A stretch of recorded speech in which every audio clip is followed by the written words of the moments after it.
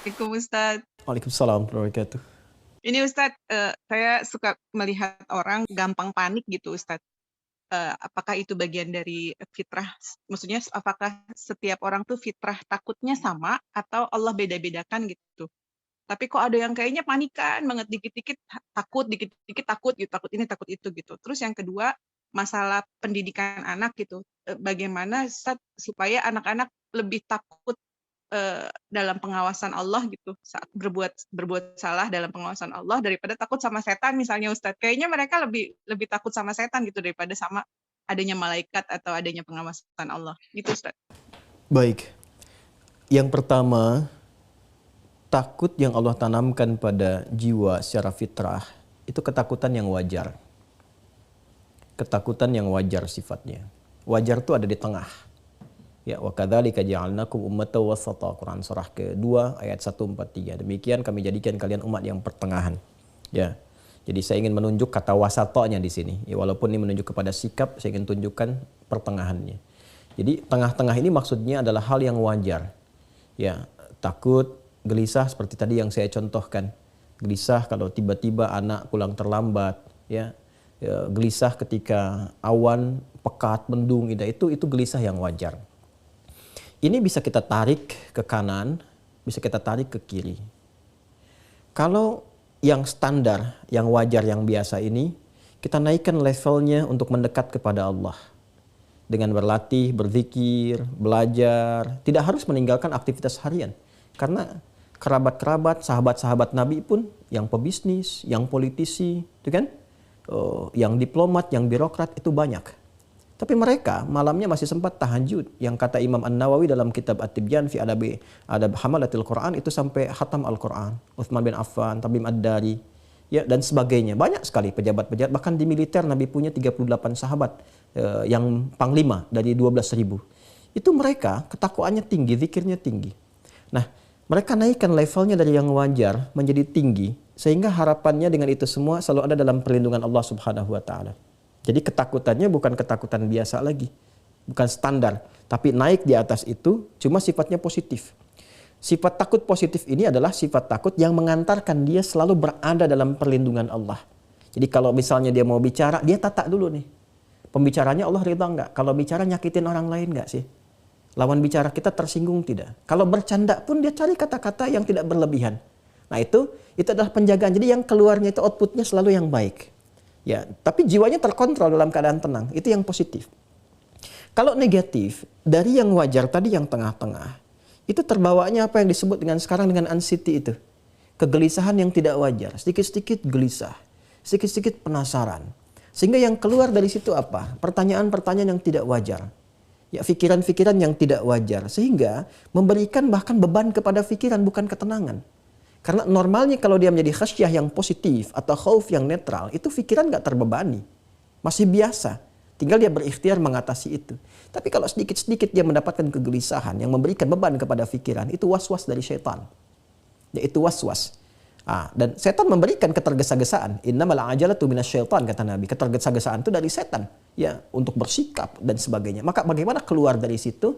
Mendekat kepada pilihan-pilihan zikir. Ya, yang pertama adalah membangun kekuatan keyakinan dengan Allah. Berlindung, kata Nabi, kepada Allah dari godaan setan. Anda bisa mengatakan satu di antara doa yang Anda bacakan, Rabbi inni a'udzubika min hamazatis syayatin wa a'udzubika rabbi ayyahdurun. Jadi kalau sedang hadir kegelisahan-kegelisahan, apa yang orang kenal dengan anxiety misalnya, ya, kegelisahan yang tidak wajar, yang tadi saya sampaikan ke aspek ke sebelah kiri, maka segera permohon kepada Allah berlindung. Ya Allah, aku berlindung kepadamu dari kehadiran setan yang memberikan was-was dan kegelisahan yang tak wajar. Ya kan? Atau Anda bisa katakan a'udzubillahi minasyaitonir rajim. Itu yang pertama. Yang kedua, Anda bisa isi dengan pilihan zikir yang tadi saya sampaikan, ya, bisa dengan Al-Qur'an. Berwudu, buka mushaf, menghadap kiblat, baca Quran. Itu untuk melatih.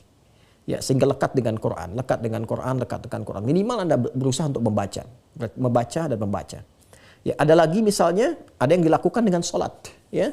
Ambil wudhu, sholat 2 rakaat, ya, sholatnya sholat wudhu misalnya bisa setelah wudhu sholat atau sesuai dengan waktunya, ya, atau hal tertentu yang Anda bisa inginkan, boleh, ya, Anda kemudian sholat di situ minta ketenangan kepada Allah, boleh, ya. Ada lagi misalnya Anda cukup mengatakan zikir-zikir yang agung, La ilaha illa anta subhanaka inni kuntu minadh dhalimin. Ya, atau saya ajarkan doa ini untuk menenangkan hati. Ini doanya tersambung secara makfurat. Ya.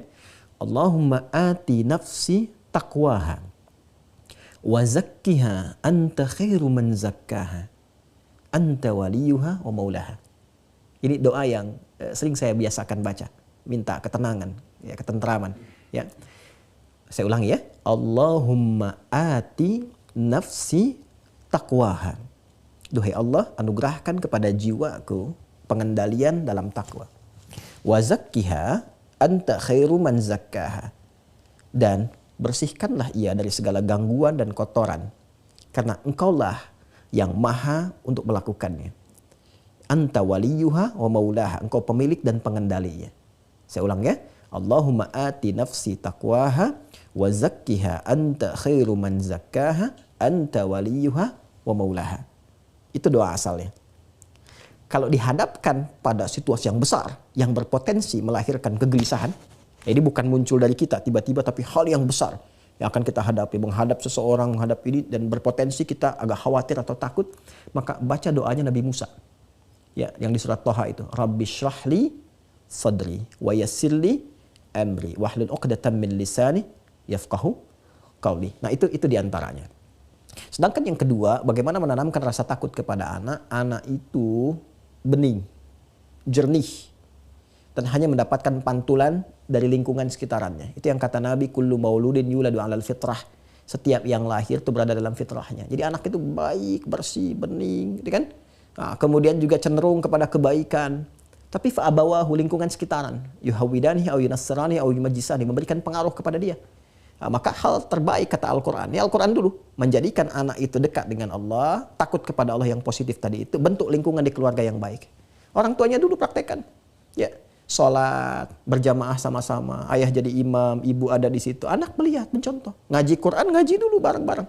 Jadi kalau orang tuanya minta, tapi orang tuanya nggak pernah ngaji, anak akan melihat. Itu yang dimaksudkan.